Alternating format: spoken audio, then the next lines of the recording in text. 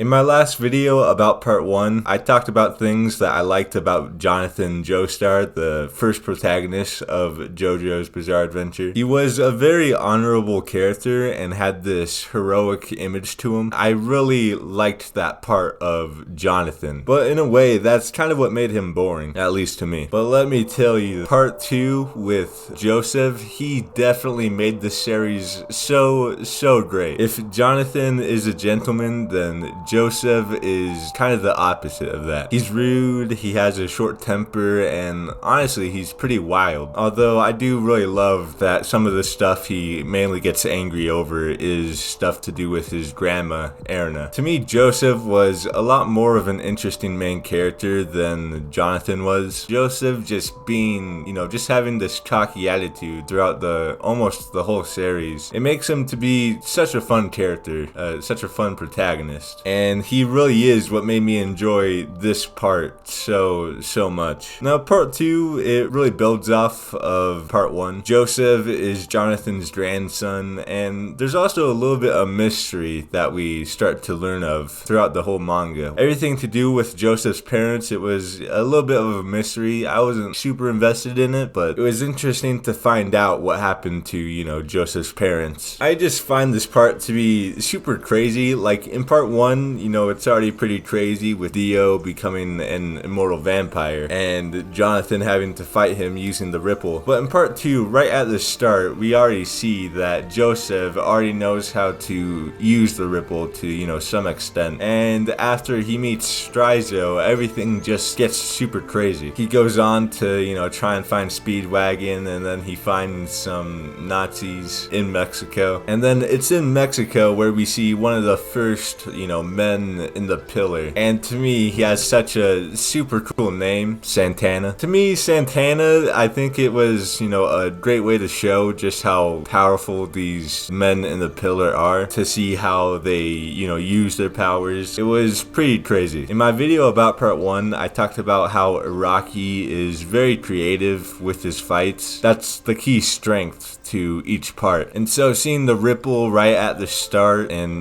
just seeing it again in this part, it was a very great thing to see. But then adding in a whole new element of, powers and these men in the pillar, I think that's something that also made this part super interesting. When Wham, AC/DC, and Cars, whenever they come into the story, that's where I really started to like this part of JoJo's. And also Caesar Zappelli. Again, building off of the world of part 1, Baron Zappelli being Caesar's grandfather. Caesar is kind of like a rival to Joseph, and that's something I liked about this part, the dynamic between Caesar and Joseph, especially when they meet. They're like oil and water, they're just fighting all the time. But Caesar's character, he really added a whole lot to Joseph and his development throughout the story, especially when we start to see, AC/DC, Wham, and Cars, once they start to fight and stuff. Caesar really just makes Joseph, again, he adds a whole lot to his character. Because at first, when we see Joseph, he's rude,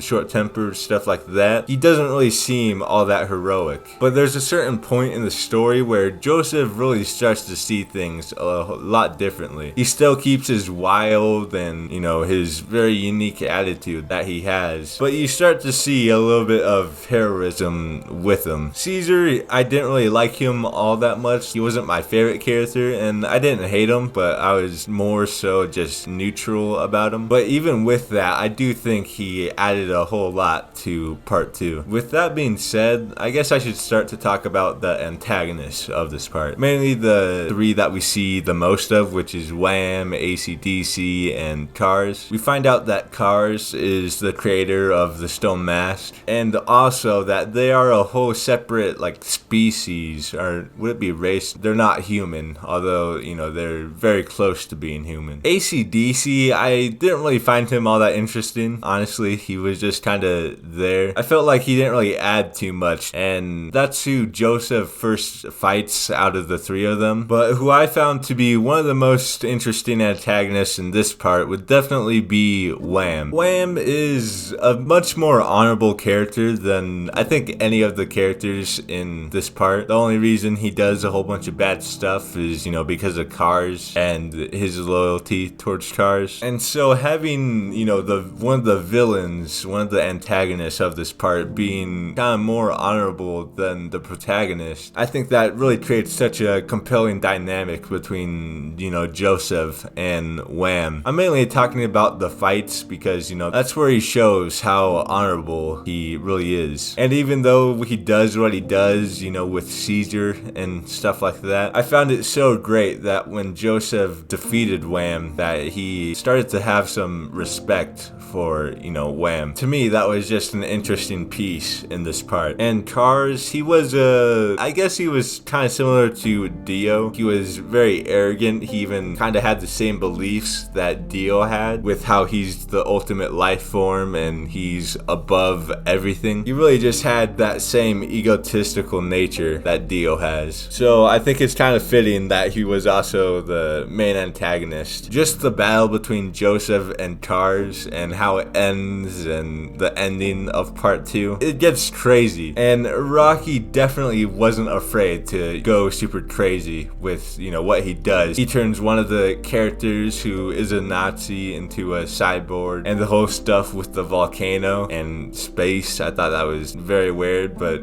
awesome at the same time. I definitely liked part 2 a lot more than part 1, but more than anything, I really liked Joseph and his nature. It's just so entertaining and something that made, this part so great. Just seeing how that nature changes throughout part 1, or not part 1, part 2, with Caesar, Wham, the antagonist. It's something that made this part a lot more enjoyable than, part 1. The big thing that Joseph really learned in this part was definitely selflessness, to, care about others and to really think about others. That's something that I saw that was a big part of Joseph's development. Now I'm looking forward to reading the next part, which is Stardust Crusaders. I'm pretty sure it's a bit longer than this part, so I'm not really too sure when that video will be out. Hopefully pretty soon. In all honesty, I was pretty lazy with making this video, so yeah, I'll try and get another video for the third part out pretty soon here. Part 9 for JoJo's is actually coming out on the 17th, so this Friday. Even though I have read every part, I don't really want to get into it and make a video on it until I make a video on every part first. I don't really know why, that's just, kind of how I want to do things. So yeah, once I finish up with, rereading all these parts or, re-experiencing all these parts, because I've already seen all the anime and I've read all the manga for all the JoJo's, but it's been a while since I've,